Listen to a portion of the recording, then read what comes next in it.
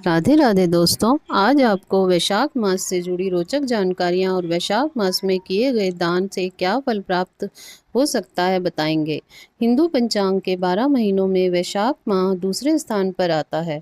इस महीने के पूर्णिमा तिथि पर चंद्रमा विशाखा नक्षत्र में होता है, इसलिए इसका नाम वैशाख है। इस बार वैशाख मास 24 अप्रैल से 23 मई तक रहेगा। इस महीने में प्यासे लोगों को पानी पिलाने का विशेष महत्व बताया गया है। तो आइए जानते हैं इस महत्व के बारे में। तो प्रेम से बोलिए विष्णु भगवान की जय, माता लक्ष्मी की जय, सर्व देवी देवताओं की जय। सभी भक्तजन परम पूज्य नारायण जी को नमस्कार कर तथा प्रकाश स्वरूपा माता सरस्वती एवं श्री व्यास जी को नमस्कार करके जय शब्द का उच्चारण करेंगे। सूत जी कहते हैं, परमेष्ठी ब्रह्मा के पुत्र नारद जी से राजा अम्बरीश ने पवित्र वैशाख मास का महात्म्य पूछा। राजा अम्बरीश बोले, हे ब्राह्मण, जो संपूर्ण महीनों के महात्म्य वर्णन किए हैं वह मैंने अच्छी तरह से सुने। सभी महीनों में वैशाख मास श्रेष्ठ है, अतः वैशाख का महात्म्य विस्तार से कहिए, मुझे सुनने की इच्छा है। यह मास विष्णु भगवान को प्यारा क्यों है और इसमें कौन कौन से धर्म कार्य उन्हें क्यों प्रिय हैं, क्या दान करना चाहिए, उसका क्या फल होता है, ये सब कार्य किस देवता को प्रसन्न करने के लिए करने चाहिए। इस मास में करने योग्य काम क्या हैं, कौन सा कार्य विष्णु भगवान को प्रिय है, इसमें क्या दान किस लिए किया जाता है, उसका फल और उद्देश्य क्या है, इस मास में किन किन वस्तुओं से भगवत पूजन करना चाहिए। हे नारद, यह सब मुझे विस्तार से सुनाइए, मैं श्रद्धा से सुनूंगा। नारद जी बोले, हे राजन, सभी महीनों का मातम्य पहले विष्णु जी ने लक्ष्मी जी से किया था, जो मुझसे ब्रह्मा जी ने कहा है। सब महीनों में कार्तिक, माघ और वैशाख मास श्रेष्ठ हैं। इन तीनों में भी वैशाख मास सबसे श्रेष्ठ माना गया है। यह महीना माता के समान सब जीवों को अभीष्ट फल देने वाला है। इस महीने में दान, यज्ञ, व्रत और स्नान करने से सब पापों का नाश होता है।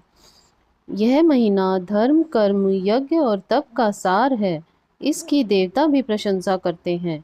यह मास विद्याओं में वेद विद्या के समान, मंत्रों में प्रणव के समान, वृक्षों में कल्प वृक्ष के समान, गौओं में कामधेनु के समान, नागों में शेष नाग के समान, पक्षियों में गरुड़ के समान है। देवों में विष्णु के समान, वर्णों में ब्राह्मण के समान, प्रिय वस्तुओं में प्राण के समान और मित्रों में भार्या के समान है। नदियों में गंगा के समान, तेजस्वियों में सूर्य के समान, शास्त्रों में चक्र के समान, धातुओं में सुवर्ण के समान, वैष्णवों में शिवजी के समान, रत्नों में कौस्तुभ मणि तुल्य धर्म के लिए सबसे उत्तम मास है। इस मास के समान विष्णु भक्ति उत्पन्न करने वाला और कोई महीना नहीं है। मेष की संक्रांति वैशाख मास में सूर्योदय से पहले जो मनुष्य स्नान करता है, उससे विष्णु भगवान लक्ष्मी जी सहित अत्यंत प्रसन्न होते हैं।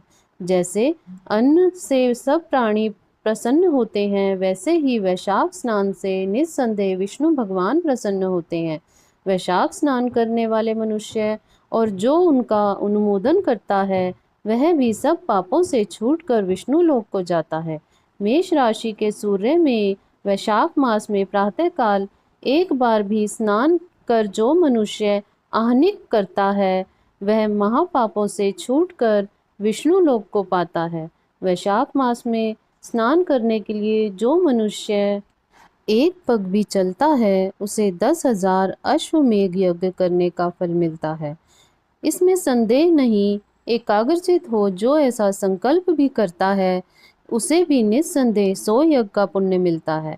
वैशाख स्नान के लिए धनुष बराबर भी जो मनुष्य चलता है, वह संसार के बंधनों से छूटकर बैकुंठ धाम को जाता है। वैशाख मास में स्नान करने के लिए किसी तीर्थ में ना जा सके तो नगर के बाहर किसी जलाशय में स्नान करना चाहिए। यम की आज्ञा से शास्त्रों में लिखे पाप उसी समय तक गरजते हैं जब तक मनुष्य वैशाख स्नान नहीं करता। नारद जी बोले, हे राजन, विष्णु भगवान की आज्ञा से वैशाख मास में तीर्थ आदि के अधिष्ठाता देवता सूर्योदय से 6 घड़ी तक जल से बाहर मनुष्य के लिए ठहरते हैं। हे राजेंद्र, उस समय तक भी जो लोग स्नान के लिए नहीं आते, वे उनको दारुण शाप दे अपने स्थान को चले जाते हैं। इसलिए वैशाख स्नान अवश्य करना चाहिए। तो इस प्रकार से स्कंद पुराण के अंतर्गत वैशाख महात्म्य में नारद एवं अम्बरीश के संवाद में स्नान प्रशंसा नामक अध्याय संपन्न हुआ। तो बोलिए भगवान विष्णु की जय, माता लक्ष्मी की जय, सर्व देवी देवताओं की जय। धन्यवाद। अगर आपको हमारे द्वारा दी गई ये जानकारियाँ पसंद आती हैं तो कृपया चैनल को लाइक करें, शेयर करें एवं सब्सक्राइब करें।